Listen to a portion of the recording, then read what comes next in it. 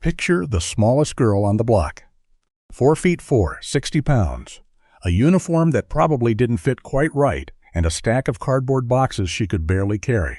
Now picture her standing at her grandmother's kitchen table at 3:55 in the afternoon, checking the clock, waiting for permission to walk out the front door. That was Candy Rogers, 9 years old. March 6, 1959. She had been planning this moment all week. The campfire mint selling season had officially begun, and Candy had one goal locked in her mind: sell enough boxes to earn her sales badge and put herself in the running for a free week at summer camp. She had picked up her inventory from her troop leader at 3:30. 7 boxes was the maximum she could manage. She was too small to carry more. So she came home, sat with her grandmother, ate an oatmeal cookie, and played with her dog Shep until exactly 4 p.m., the official start time, not a minute before. She had told her grandmother which neighbors she planned to visit.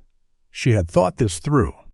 Candy lived with her mother Elaine, a high school history and PE teacher, in an apartment above a neighborhood grocery store on the 2000 block of West Mission Avenue in west central Spokane. Her grandparents lived next door. This was the kind of neighborhood that still existed in 1959, the kind where front doors stayed unlocked and children moved through the streets without anyone thinking twice. Parents did not stand on porches watching. There was no reason to watch. At 4 p.m., Candy Rogers stepped out into the cold and headed down the block with her 7 boxes of mints. By 5:30, the streetlights flickered on. Candy knew the rule. The lights meant come home. When she didn't appear, her grandfather stepped outside. He walked to the neighbors. Nobody could account for her. Elaine returned from a hair appointment to an empty apartment. Within the hour, family members were moving through the streets, calling her name. By dark, police had been contacted. Dozens of other campfire girls had been out that same evening in the same uniforms carrying the same boxes. It made Candy almost impossible to trace. Witnesses thought they had seen her. They could not be certain. Every lead blurred into the next. No one knew it yet, but somewhere between that last knock on a door and the falling dark, Candy Rogers had encountered someone who would take 62 years to identify. At around 9 o'clock that night, searchers found what no one wanted to find. On Pettit Drive, a road that winds up a hill Spokane residents had long called Doomsday Hill, campfire mint boxes were spread across the ground.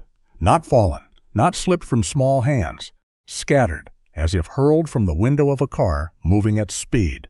The trail of boxes ran south, toward the Fort George Wright Bridge, away from the neighborhood where Candy had started her evening. One box yielded a partial fingerprint. It was carefully lifted, preserved, and forwarded to the FBI laboratory. It was never matched to anyone. By the morning of March 7th, the story had spread across the city, and Spokane answered. Over 1,200 people arrived before sunrise. Not officials, not organized rescue teams. Ordinary people, Marines, Boy Scouts, utility workers, mail carriers, men on horseback who had simply heard that a little girl was missing and driven to where the mint boxes had been found. A command post went up at the intersection of Pettit Drive and the T.J. Minnock Bridge. The U.S. Air Force dispatched helicopters to conduct aerial sweeps of the surrounding terrain. They were searching with no GPS, no cell phones, no surveillance footage. What they had was a fingerprint nobody could identify, and a trail that went cold at a bridge over the Spokane River. Then the search took a second tragedy. On March 7th, a U.S. Air Force helicopter flying low over the search corridor struck high-tension power lines and fell into the river below. 3 men died: Airman Marles D. Ray, Staff Sergeant William A. McDonald, and Lieutenant Kenneth G. Fout. 2 crew members survived. 3 lives lost in the effort to find 1 child. Spokane was now holding 2 griefs at once. Tips poured in from around the country. Hundreds became thousands. Detectives worked through everyone. Every person with a relevant criminal record was looked at. There was no sex offender registry in 1959. Suspects emerged and then dissolved for lack of evidence. 16 days came and went. Candy had still not been found. Whatever had happened to her on that Friday afternoon was still waiting in the dark. On March 21st, 2 airmen from Fairchild Air Force Base were moving through a stretch of woodland off Old Trails Road, roughly 7 miles from Candy's home, when one of them noticed something near the base of a tree. A pair of small girls' shoes, placed there deliberately. Not abandoned in a hurry, not kicked off carelessly. Set down, as if by someone who had time and composure. The airmen returned to base and reported it. At daybreak on March 22nd, a search party converged on the location. Within minutes of beginning their sweep, one of the searchers cleared away a covering of branches, pine needles, and forest debris, and found Candy Rogers buried underneath, about 50 yards from the road, near the site of an old rock quarry. Retired Spokane Police Captain Richard Obering was among the officers present that morning. He saw what was under those branches. He would not stop seeing it for the rest of his life. The official cause of death was strangulation. The ligature was a strip of fabric, torn from Candy's own slip, the undergarment she had been wearing the afternoon she left home. Her ankles had been bound with a second strip from the same garment. A mark around her waist indicated she had likely been restrained with a rope at some earlier point, though no rope was recovered from the scene. Medical examiners documented additional violations that made an already unbearable case worse. Every item of evidence was cataloged. Every biological sample was collected. The detectives working that scene in March 1959 had no knowledge of DNA, no concept of what forensic science would eventually be capable of doing with the material they were handling. But working within the standards of their time, they preserved everything with care. One investigator, name unknown, placed Candy's underwear into a glass mason jar and sealed the lid. That single act of preservation, made without any awareness of what it would one day mean, would become the foundation on which the entire case was eventually solved. Candy's murder permanently altered Spokane. Parents who had raised their children in open, unlocked neighborhoods began locking doors and setting strict boundaries for how far children could go and when they had to be home. That shift in how the city raised its young persisted for decades. The case became a story passed from parents to children and then to their children, a warning embedded in the culture of the city long after the crime itself had aged out of the news. For 4 decades, the investigation had a face. It belonged to a man named Hugh Morse, a member of the Spokane Motorcycle Club, who had moved through the community without attracting suspicion. 4 years before Candy's murder, Morse had been arrested in California for attempting to molest 2 Girl Scouts who had come to his door selling cookies.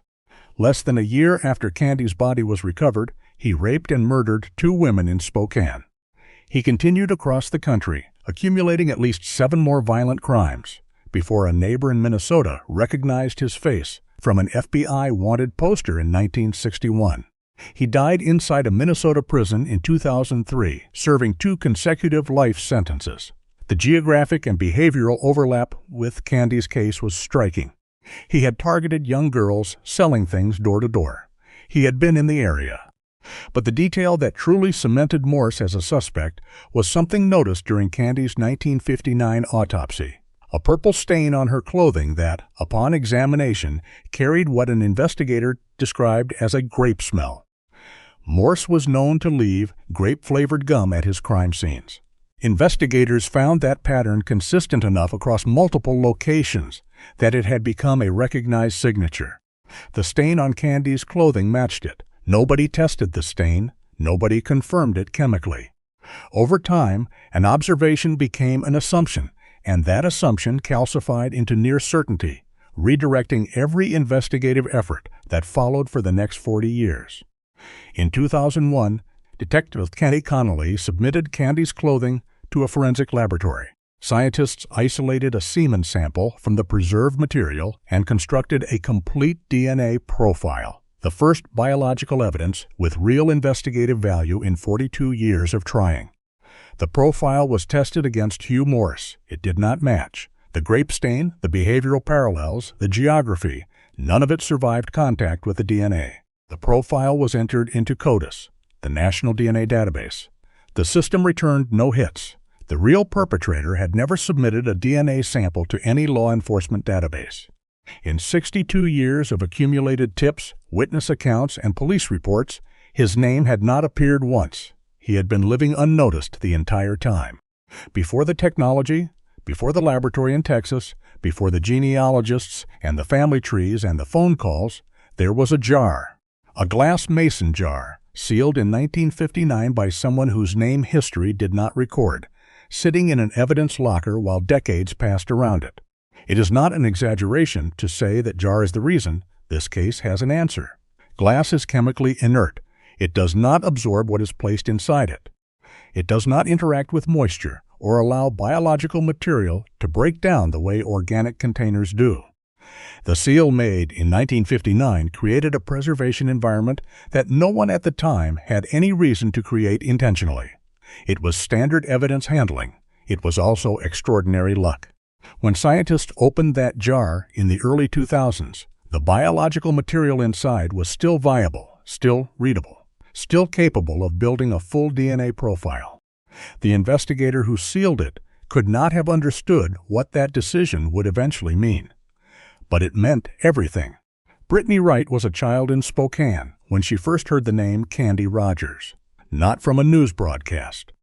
From her parents sitting at the kitchen table, explaining to her why she needed to be careful, why she needed to be aware, why she needed to remember what had happened to a little girl on West Mission Avenue. Candy Rogers was not history in that house. She was a warning that still applied.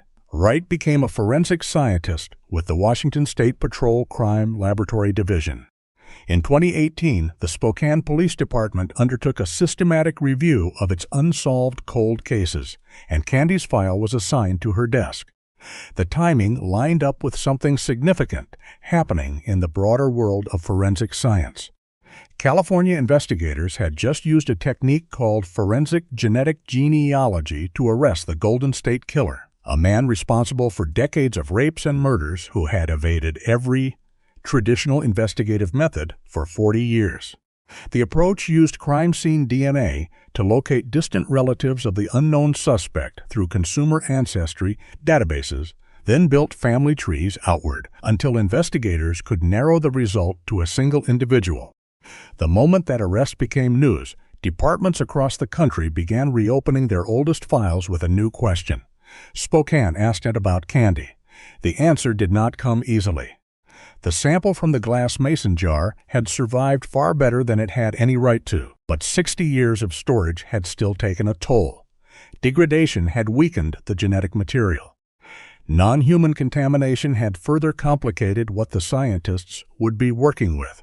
In 2020, Wright submitted the sample to a private genealogy laboratory with the expertise to attempt forensic genetic genealogy on cold case evidence. The lab assessed what had been sent to them and returned it. The material was too compromised, they said. They would not take the case. That response nearly ended everything. CODIS had produced nothing. Traditional investigative paths had all been exhausted years earlier. If the genealogy route was closed, the case had no remaining options. 62 years of work from 3 generations of detectives and one perfectly preserved glass jar, and still no name to attach to what happened on March 6, 1959. Wright kept looking. She found a laboratory in Texas called Othram. Othram was built for exactly this situation. The case's other facilities decline. The samples other scientists consider too far gone. Their proprietary process, forensic-grade genome sequencing, was developed specifically to work with biological material that is degraded, contaminated, or nearly exhausted, the evidence that exists at the very edge of what modern science can extract a usable result from. In February 2021, Wright contacted them and described what she had. They told her they could attempt it.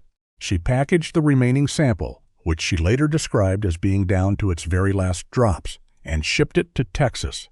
Othram produced a result. They built a genealogical profile, ran it through an ancestry database, and identified 3 brothers as the most probable source. All 3 were deceased. All 3 had lived in Spokane. John Ray Hoff, James Andrew Hoff, Terry Allen Hoff. Genealogy cannot separate brothers from one another. Their genetic signatures are nearly indistinguishable within a family tree analysis. To determine which of the 3 had left biological evidence on Candy's clothing, investigators needed someone living, a direct descendant. Only one of the three brothers had children. Detective Stormont made a phone call. The woman who answered was named Kathy Hoff. She was John Ray Hoff's daughter. Detective Stormont introduced himself as a cold case investigator and told her he needed her assistance. She agreed to come to police headquarters. He told her it would take about 45 minutes to get there. She did not spend those 45 minutes waiting. She went online. She searched. In the window between the phone call and walking through the doors of the Spokane Police Department, she found the story of a 9-year-old girl who had been murdered in her city in 1959 while selling campfire mints door to door. She arrived at the station already understanding, at least in part, why a cold case detective had called her out of nowhere on a Tuesday afternoon. She offered her DNA sample without being asked twice. The comparison results came back September 8, 2021. The DNA recovered from Candy's clothing was 2.9 million times more likely to be genetically related to Kathy Hoff than to a randomly selected member of the population. The data pointed directly to her father as the source, but the investigation did not stop there. John Hoff was dead. No trial was possible. No courtroom confrontation. No formal legal process. The investigators understood that without those safeguards, the standard of certainty they owed to Candy Rogers and her family had to be met entirely through science. They needed the highest possible confirmation. A warrant was obtained. John Ray Hoff's body was exhumed on September 23, 2021. Direct DNA comparisons results were returned October 1st. The probability that the DNA found on Candy Rogers' clothing belonged to John Ray Hoff and not to some unrelated individual. 25 quintillion to 1, a 25 followed by 18 zeros. In 62 years of investigation, John Ray Hoff's name had never appeared in a single report, not once. Detective Stormont told reporters at the press conference. He was not on their radar at all until September 6, 2021. The man who killed Candy Rogers had been invisible to the investigation from the first day it opened to the last. John Ray Hoff was born in Spokane on August 11, 1938. He never left for long. He grew up on the 2500 block of West College Avenue. He was not an outsider. He was not passing through. He was a local embedded in the same community where Candy Rogers lived, went to school, and sold campfire mints. On March 6, 1959, he was 20 years old and living at 221 West Broadway Avenue. Candy's home on West Mission Avenue was 1 mile from his front door. The warning signs in his history are visible in retrospect. In 1955, at 16, he escaped from a state juvenile reform facility near Olympia and was apprehended outside Yakima. That arrest funneled him into the military. He enlisted in the U.S. Army at 17 and was stationed at Nike missile defense sites around Fairchild Air Force Base, protecting the city he had grown up in. In 1961, 2 years after Candy's murder, Hoff was arrested in West Spokane on a charge of second-degree assault. What he had done to that victim is worth reading carefully. He grabbed a woman. He tore her clothing from her body. He used pieces of that clothing to tie her up and to strangle her. She survived only because something interrupted him before he could finish. Now recall what was found in the woods off Old Trails Road in March 1959. Candy Rogers had been strangled with a strip of fabric torn from her own slip. Her ankles had been bound with another strip from the same garment. The method was identical. The signature was the same. In 1961, Hoff served 6 months. The Army dishonorably discharged him.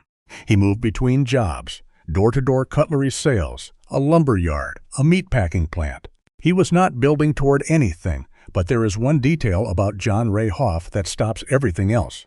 He had a stepsister. She was 10 years old in 1959, a campfire girl, and she had been assigned as Candy Rogers' big sister in the program. She knew Candy. She was responsible for Candy. When Candy disappeared and the city shattered looking for her, this girl was devastated in the way a child is devastated when someone they genuinely cared about is gone. She sat next to John Hoff and cried. She told him she missed her little campfire sister. She told him how terrible it was. He listened. He said nothing. John Ray Hoff died in 1970. He died by suicide, a self-inflicted gunshot. The date he chose was his daughter Kathy's birthday, the day she turned 9 years old, the same age Candy Rogers had been when he killed her. Whether that alignment was deliberate, whether it held some meaning for him, no one will ever know.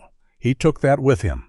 When investigators located his burial records, the room reportedly went silent. For 51 years, John Ray Hoff had been interred in the same cemetery as Candy Rogers, the girl he abducted. The child he murdered, she lay there, and he lay there, yards apart, while her family came to visit her grave and still had no answer for what had been done to her. At the press conference on November 19th, Detective Stormont described what it had been like to call John Hoff's family, with a confirmed result.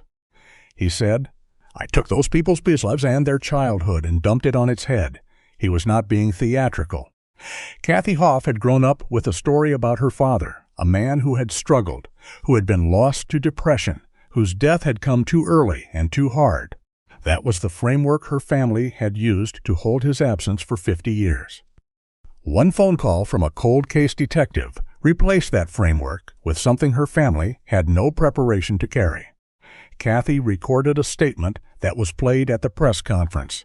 She faced the camera and did not minimize a word of it.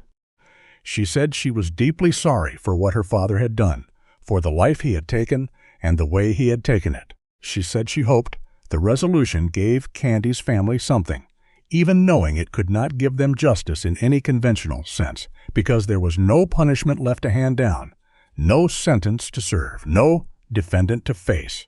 What remained was only his name and what that name now permanently meant. She wanted the world to know it. That is not a small thing. It is not justice.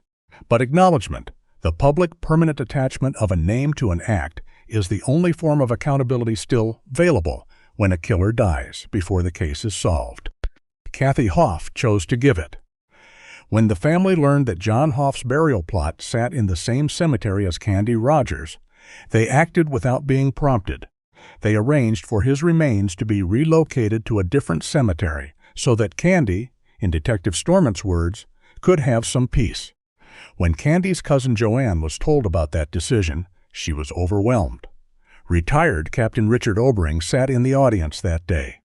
He had been a young officer on March 22, 1959, when a search party pushed through the woods off Old Trails Road and found a pile of brush that turned out to be a grave. He had been one of the people who moved that brush aside. He had seen what was underneath it. He had kept that image somewhere inside him for 62 years, through an entire career and beyond, through retirement and old age, while the case stayed open and the name stayed unknown. He was still alive when the name was finally spoken. "I thank God," he said, "that I lived long enough to see the end of this case." Detective Stormont was asked at the press conference to quantify the investigative effort that had gone into the Candy Rogers case across 6 decades. He declined to give a number of hours. He said instead, "This is not measured in hours. This is measured in careers, 3 generations of detectives. 3 generations of people who had picked up this file, worked it as far as they could, and handed it to the next person with the same unspoken instruction. Do not put this one down." The last generation didn't. Candy's cousin Joanne pressed her hands together and said, "She was so cute. She didn't have much time. She was right. Candy Rogers had 60 pounds, a campfire uniform, 7 boxes of mints, a dog named Shep, a grandmother's oatmeal cookies, and a list of neighbors she was looking forward to visiting on a cold Friday afternoon. She had a future. She had a whole life of ordinary days that she never got to live. A 20-year-old soldier who lived 1 mile away and never once appeared in 62 years of police records made sure of that. 62 years, 8 months, 13 days. That is how long the clock ran. It has finally stopped.